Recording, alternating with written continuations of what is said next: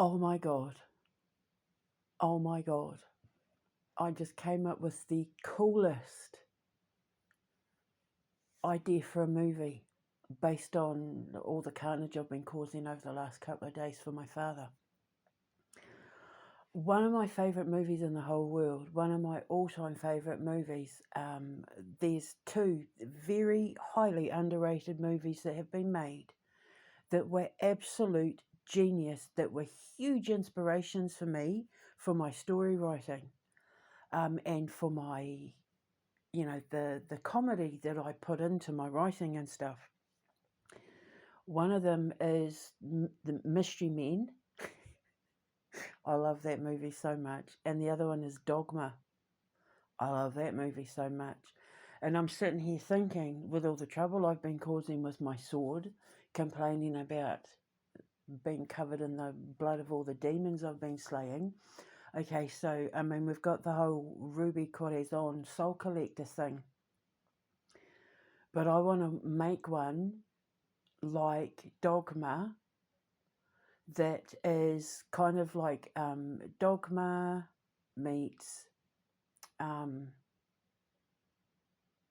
Deadpool, that kind of humour, that kind of bloodlust.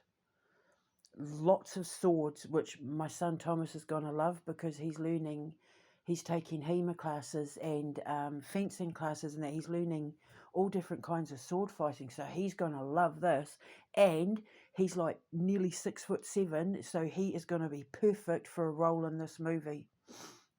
I might even make it about him and I, like the mother and son demon slayers, because obviously we hunt demons like in real life. So, and if you don't believe me, you can go to my social media and just see the carnage I've been causing. But anywho, I mean, I think there's already a movie called The Demon Slayer, so we'd have to call it something else. But I just got this awesome visual of the female protagonist with her brothers and, all of that, with a massive sword, like doing some sort of... basically, I just had this vision of father coming down, and like there'd been news of, because there's like a massive holy war, and so father has sent his children down to fight this holy war. But obviously you've got your big show-offs like Michael and Sir Raphael, and the more humble servants, the more humble children like Jesus and myself, who are unassuming. I mean, Jesus takes all the glory.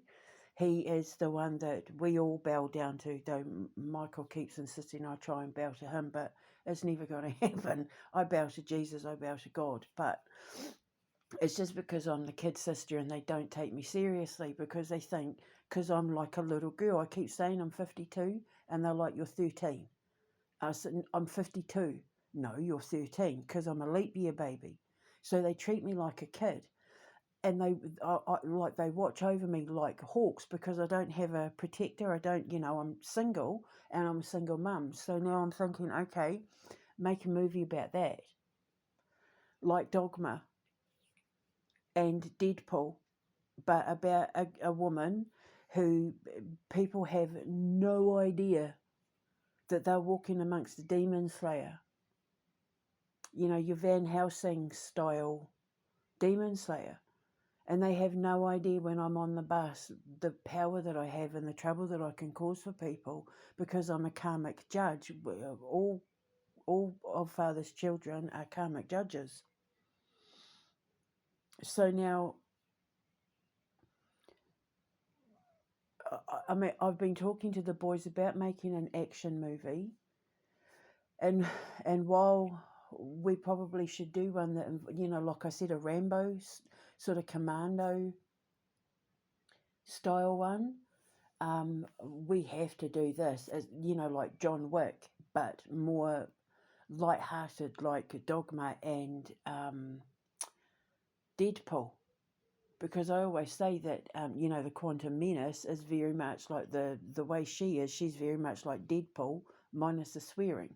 She has that kind of sarcastic, bad attitude to normal everyday, because she's a vigilante. But I'm going to do one that is about a holy war. And I had this scene where Father comes down, like the news is coming at the end of this holy war, where God calls a meeting of all his servants on earth. And so, the Pope and bishops and cardinals and priests and all of that gather. I'm thinking like in the desert, to instruct people, to instruct everyone of like where he's going to build the new world.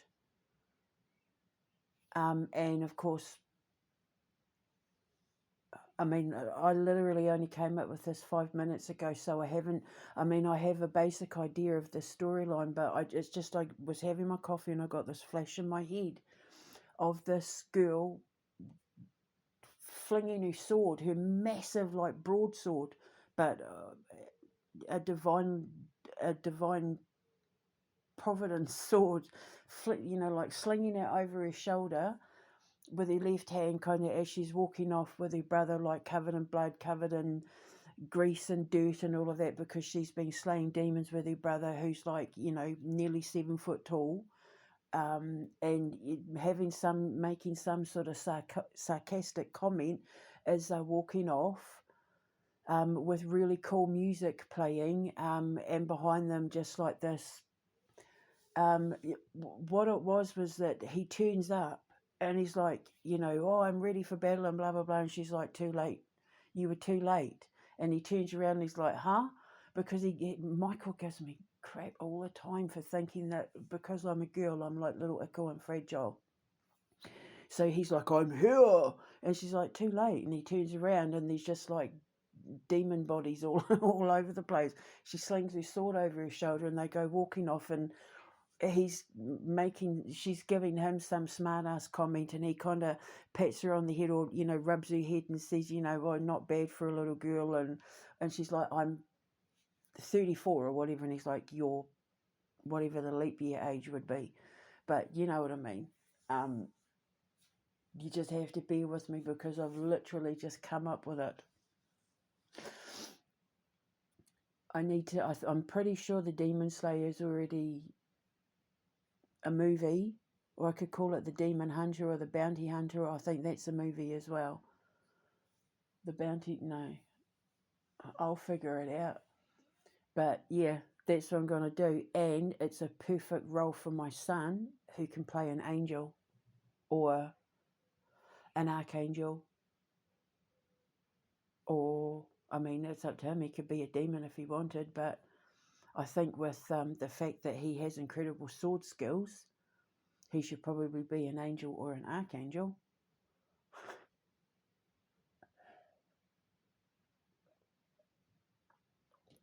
I haven't,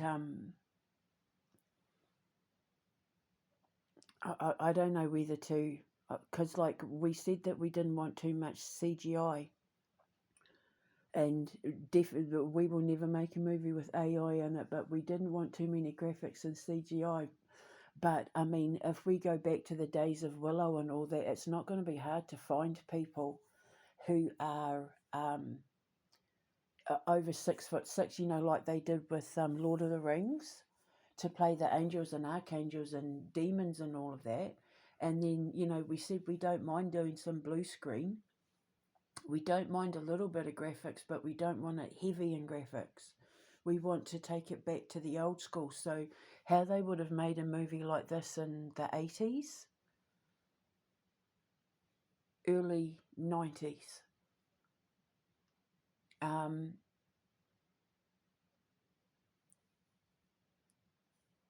Kind of, yeah. Oh my God. So now, yeah, I'm sitting here thinking of a name. So, that has to be done. And then the question is, I'm just wondering whether her sword should be the Flame of Truth. Brehena Saithusa's sword, which is made up of the strongest elements on Earth. The 7 strongest elements on Earth.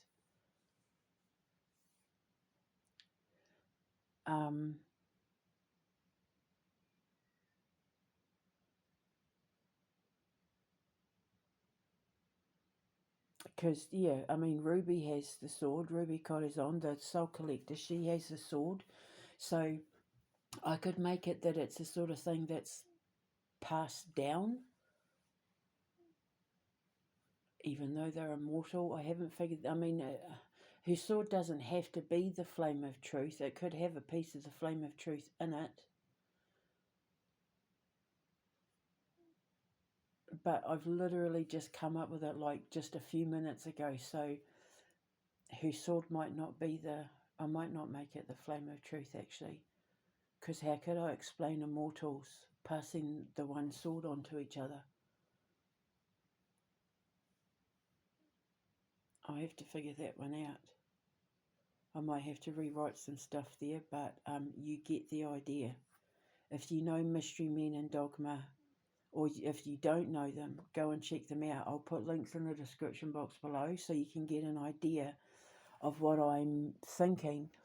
Think John Wick, think Van Helsing, think Blade, but with angels and archangels fighting a holy war on earth. But with the comedy writing style of Dogma, Deadpool, and Mystery Men. Now I just have to come up with a name. We should call it something like, I mean, I can't make it Ruby because she's Underworld. I was going to say I could call it Ruby, but she's Underworld. She works for the Ministry of Souls for the Underworld. She's a sorceress. These are angels and archangels, devils and demons. I can see it in my head. I can see it in my head right now. Where she's like walking down the street, downtown, wherever, in some city like downtown Tokyo or downtown Moscow or something, and she's got her sword. And she's like swinging her sword, and they're just like turning to dust. And people have no idea, completely oblivious. Because they're so busy going about their day, they don't even realise what's going on around them.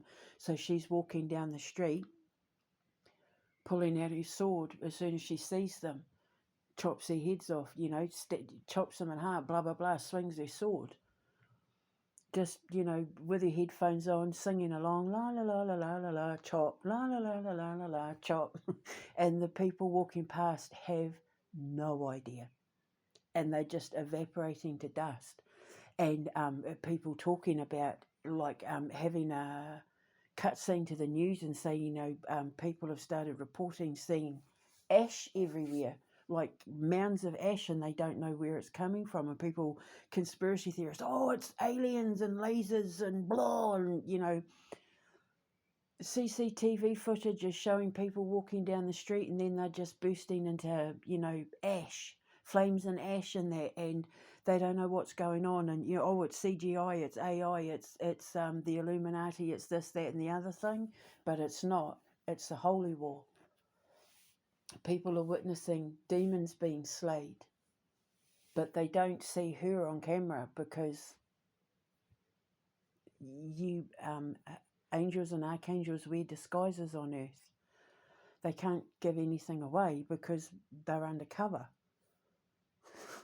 We work for the Ministry of Souls, right? So, of course we've got to be undercover. We're spies for God. We're like agents for God.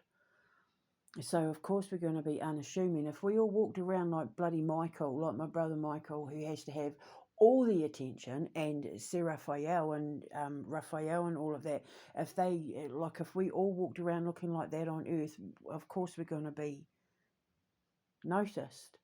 So we're always unassuming. Like Jesus. You wouldn't know that Jesus was the most powerful force on earth just by looking at him, because he's a hippie.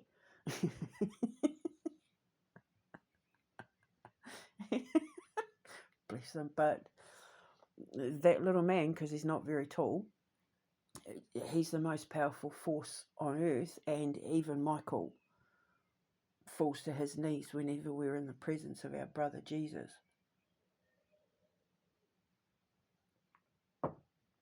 But he wasn't a demon slayer in that kind of way. He healed souls who were bound by demons, whereas we slay them. I mean, I can do that too. I do that too, because when you're a bounty hunter, you go down to save souls, but you also go down to take them down there. Whereas Jesus was more preparing people for what was coming, because he is like the Most High.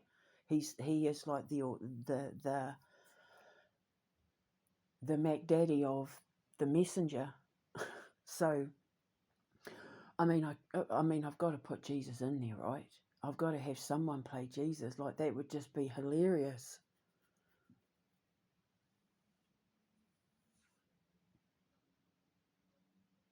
Oh my God, like, I can't stop. Oh my God, like, now I need to come up with a name for it. This is going to be epic. The Holy War? Holy War. Call it Holy War? Anyway, I'll put links in the description box below. Oh my God. Wait till I tell Thomas.